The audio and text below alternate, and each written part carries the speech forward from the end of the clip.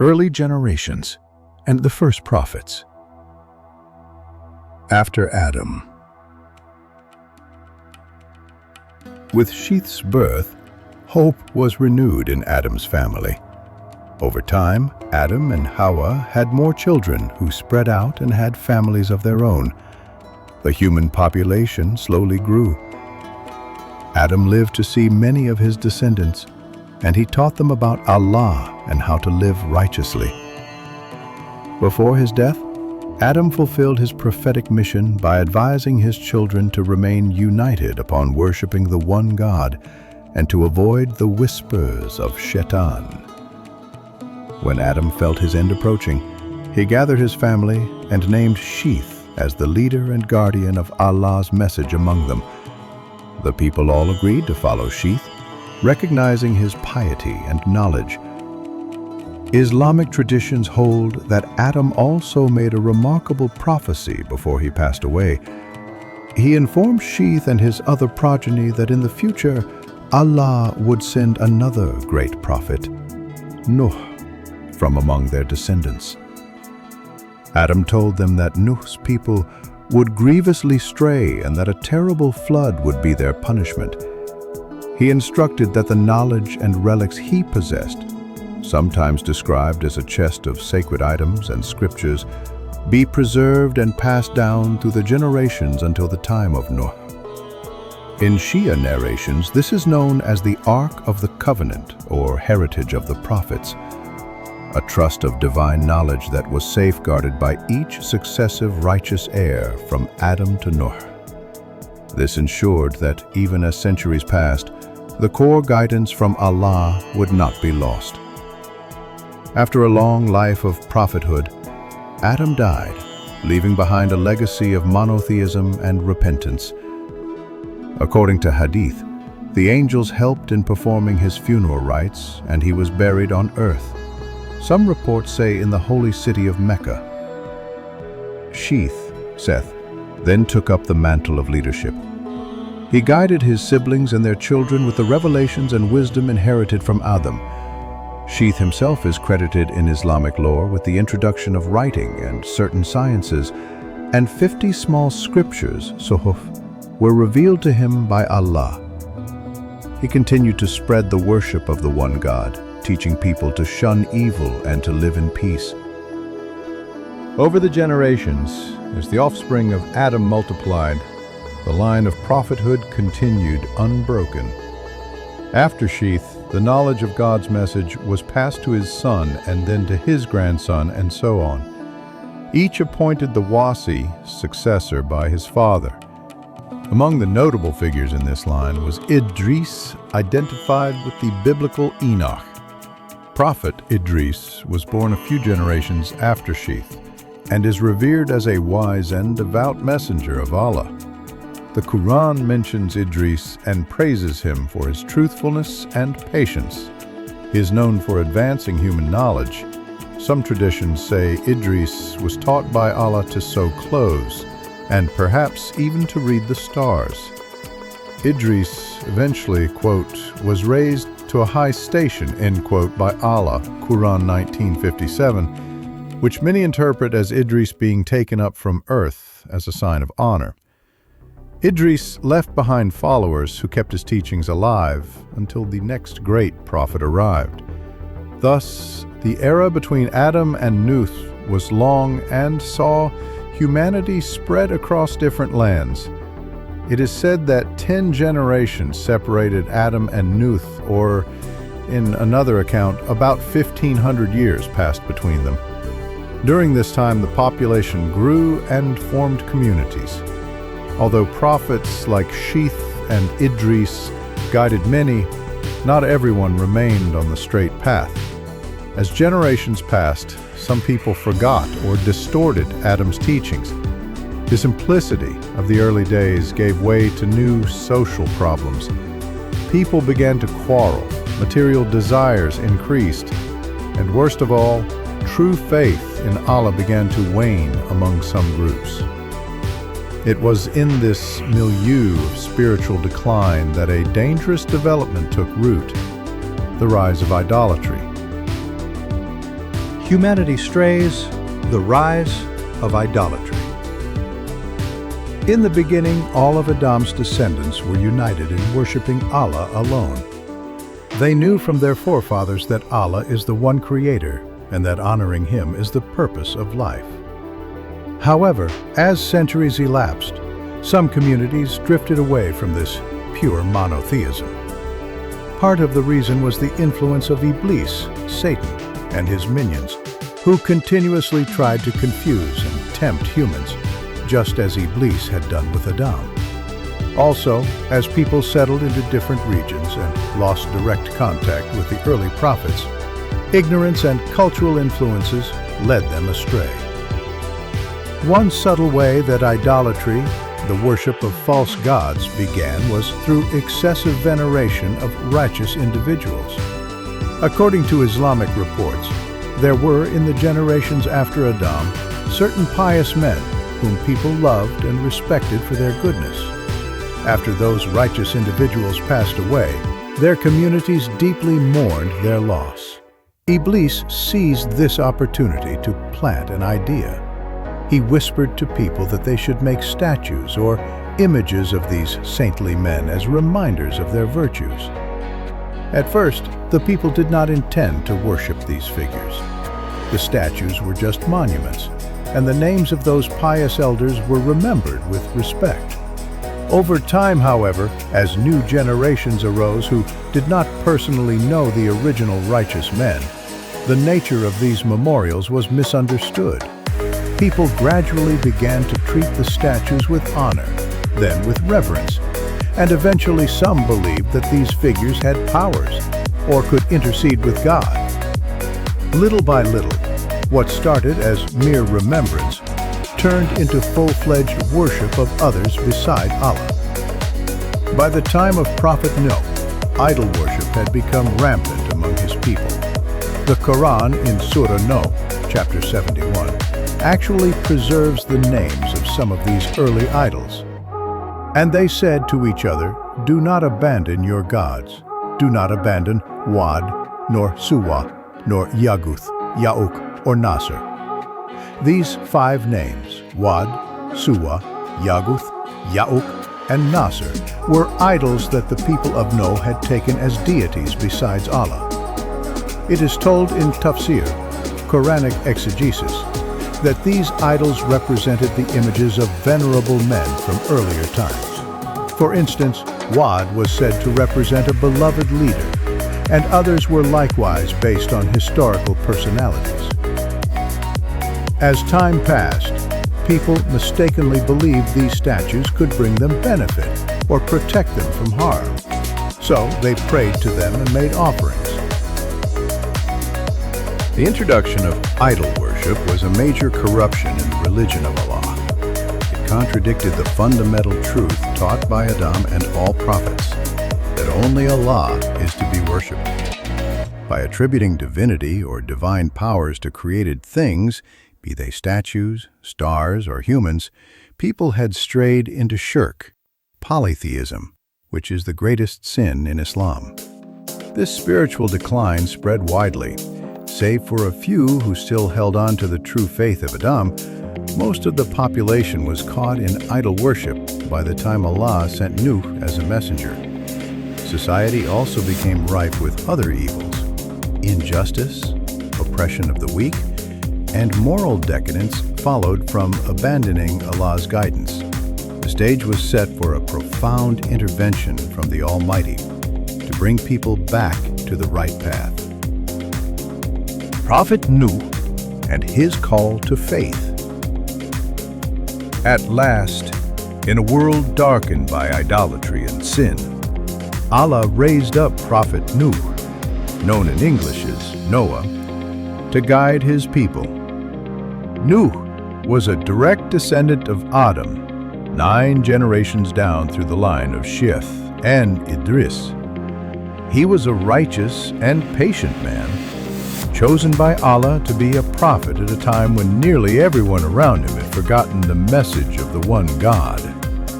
In fact, Prophet Nuh is regarded as one of the greatest messengers in Islam.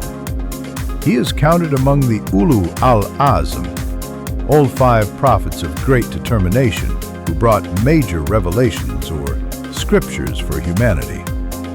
Nuh was the first of these, preceding later great prophets like Abraham, Musa, Moses, Isa, Jesus, and Muhammad, peace be upon them all. He was also the first prophet sent to a people who would experience a large-scale divine punishment for their persistence in disbelief. Nuh lived in what is believed to be the Mesopotamian region, around present-day Iraq. Some Islamic sources say he resided near the city of Kufa at some point.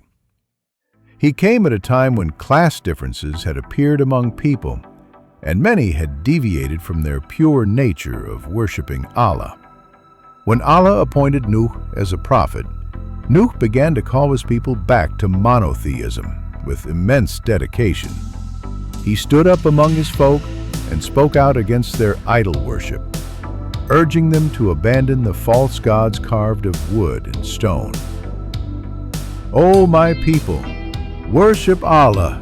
You have no God other than Him," was Nuh's constant plea. Quran 7:59. He warned them about the consequences of their wrongdoing and lying, and he reminded them of Allah's countless blessings, appealing to their hearts and minds. Prophet Nuh's efforts were tireless. The Quran emphasizes that Nuh preached to his people for a tremendously long span of time, 950 years, calling them night and day to the truth. This almost millennium-long mission is astonishing and highlights Nuh's exceptional patience and perseverance. He talked to people publicly in gatherings and privately one-on-one, using every approach to touch their conscience. He would give them examples, parables, and warnings of Allah's punishment, as well as the hope of Allah's forgiveness if they repented. Nuh said to them, as recorded in the Quran, Surah Nuh, "Ask forgiveness of your Lord. He is ever forgiving. He will send rain from the sky upon you in showers, and give you increase in wealth and children, and provide for you gardens and rivers." Despite Nuh's sincere and continuous preaching, the majority of his people stubbornly refused to listen. In fact, as more time passed, they grew more insolent. The leaders and elites among Nuh's community would scoff at him. They arrogantly accused Nuh of being nothing but a mere human like themselves, saying if God wanted to send a message, he would have sent an angel. They also pointed out that Nuh's followers were mostly the poor and weak in society, and they derided the prophet for associating with such people. This is reminiscent of how pagans later mocked Prophet Muhammad for having poor followers, a parallel noted by Islamic scholars. Whenever Nuh would try to speak, the disbelievers would plug their ears with their fingers and cover themselves with their garments to avoid hearing him, as the Quran describes, Quran 71:7. They not only rejected his message, but actively avoided it. It is said in Hadith that every generation that passed, Nuh would hopefully guide the new youth. But as they grew, they too rejected him, often following their parents' attitudes. Sometimes a father would warn his son, "Beware of this man Nuh, he is astray," poisoning the child's mind against the prophet from an early age. The idol worshippers were so committed to their false gods that they would say, "Don't give up your gods. Never abandon Wad or Su'a or Yaguth and Ya'uk and Nasr," reinforcing one another's resolve in disbelief. Prophet Nuh faced insults and even threats. The community elders would say, "If you do not stop, O Nuh, you will be among those stoned to death." Quran 26:116. Yet Nuh remained gentle and steadfast. He told them he sought no wealth or power, in return for his guidance.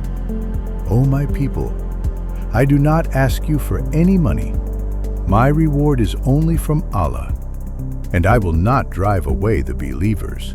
Quran 11:29. This showed his noble character. He was doing this out of genuine concern for their well-being. According to Shia scholarly interpretation, Nuh's mission was universal, meaning his warning was meant for all of mankind alive in that era. Some other opinions suggest it was regional, but the prevalent view, especially in Shia tradition, is that he was sent to the whole world of that time. Despite this far-reaching call, after many centuries, only a very small number of people accepted Nuh's message. Islamic narrations say that only a handful of individuals believed in him. Some reports say around 80 believers at most, and even in the end, that number may have dwindled. Imagine after 950 years of preaching, fewer than 100 souls had embraced the truth. It was a heartbreaking outcome, but it also highlighted Nuh's incredible dedication.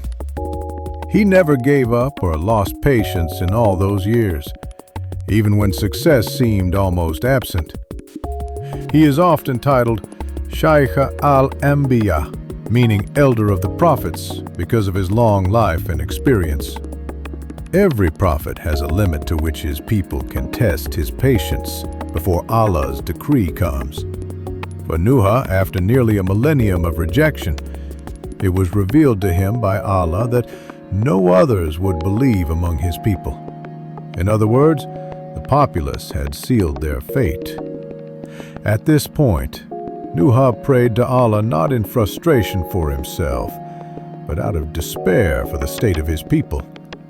He said, as recorded in the Quran, 71:27, My Lord, do not leave upon the earth from among the disbelievers an inhabitant. If you leave them, they will mislead your servants and will beget none but wicked disbelievers. Nuh had come to see that as long as this idolatrous generation persisted, true faith would never flourish. His plea was for Allah to cleanse the earth of this overwhelming corruption so that a new start could be made. Allah accepted this supplication from Nuh and decided that a great flood would come as a punishment upon those who had obstinately rejected the truth. However, in His justice and mercy, Allah would not punish the believers or innocent creatures. He gave Nuh a crucial task to build a large boat, the famous ark, that would save Nuh, the believers, and pairs of each type of animal. By doing so, life would continue on earth after the floodwaters subsided. الآن ذاك لعنه إنسبري كاتبا رفعت لهرلا السفينة الفلك but Noord's not a shipwright by trade, but under God's guidance he began to build a massive boat on dry land. The Quran says, Windas ven build the ark under our broad, eyes in her eyes, and do not address me concerning those who have wronged. Indeed, they are to be drowned. Quran 11:37. This indicates that Elana showed Nuh exactly how to design the vessel. Nuh likely bit the ark from wood, some traditions say from teak or Indian oak, and used iron nails to fasten it. In one hadith, it's mentioned that the ark's planks were even marked with the names of God, and perhaps the names of certain holy figures, to invoke blessing. The ark was said to be a huge 3-deck ship with a roof, very sturdy and spacious. According to some descriptions, it had different compartments for people, animals, and provisions. Nuh and the believers labored on this project for years, if not decades. All the while, the disbelievers would walk by and mock Nuh relentlessly. The Quran describes their taunts with imanas. And every time the chiefs of his people passed by him, they ridiculed him. He said, Though you ridicule us now, we will ridicule you in the same way when your time comes. Quran 11:38. To these skeptics, building a giant boat on land far from any sea or river seemed absurd. They jokingly asked Noah if he had become a carpenter after being a prophet, and laughed that perhaps his ship would sail on sand. Noah endured this ridicule with patience. He would reply in essence that if they found it funny now, a day would come when their ridicule would turn into regret.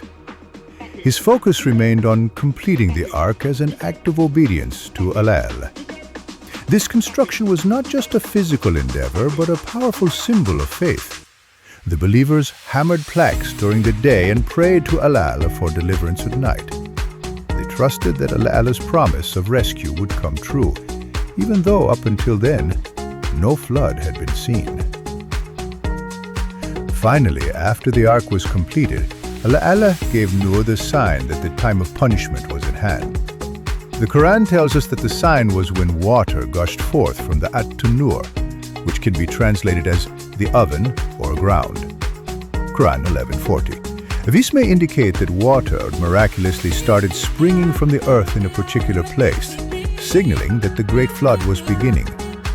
Allah instructed Noah, "Load upon the ark 2 of every kind of creature, a male and female, and take your family, except those against whom the word has already gone forth, and take the believers." Noah did as commanded. He called the believers to embark and began rounding up animals. It's narrated that pairs of animals, from livestock to birds to wild beasts, came to Noah by Allah's command. Imagine the scene. Flocks of birds flying in, pairs of elephants lumbering forward, lions and deer and cattle all moving towards the ark in an uncanny peace. Normally, predators and prey would not line up calmly side by side, but in this divine moment, they entered the ark without incident. Noah likely had to gather some animals himself, while others arrived guided by angels. In Islamic tradition, it's also said that Noah brought along plants or seeds to regrow vegetation after the flood. Additionally, he stored plenty of food and fresh water on board for the people and creatures. The believers that joined Noah were few, possibly just his immediate family and a small band of followers who had kept faith in Allah. Some accounts put the number of human passengers around 80, but Allah knows best. Tragically, not all of Noah's family heeded his call. The Quran mentions that Noah's own wife was among the disbelievers and perished. Quran 66:10. And in one of the most poignant moments of Noah's story, one of his sons, referred to as Nam or Canaan in Islamic sources, refused to board the ark despite his father's pleading. When the rain started to fall and waters rose, Noah saw his son, a young man, standing apart. Noah cried out to him, "O my dear son, ride with us, and do not be with the disbelievers." Quran 11:42. The son, in the stubbornness that he had unfortunately learned from his people, replied, "I will take refuge on a mountain to protect me from the water." He thought he could escape Allah's wrath by fleeing to a high place. Noah implored, "Today there is no protector from Allah's decree except whom he shows mercy to." 11:43. But before Noah could say more, a massive wave came between them, and the son was swept away and drowned. Noah's heart must have broken seeing his child perish, but he knew Allah's judgment was just. The Quran later depicts Noah, in his human sorrow, gently asking Allah about his son, and Allah informing Noah that the son's deeds were unrighteous. Thus he was not truly of Noah's family and faith. 11:45-46. Noah accepted this and sought forgiveness for any slight doubt he expressed.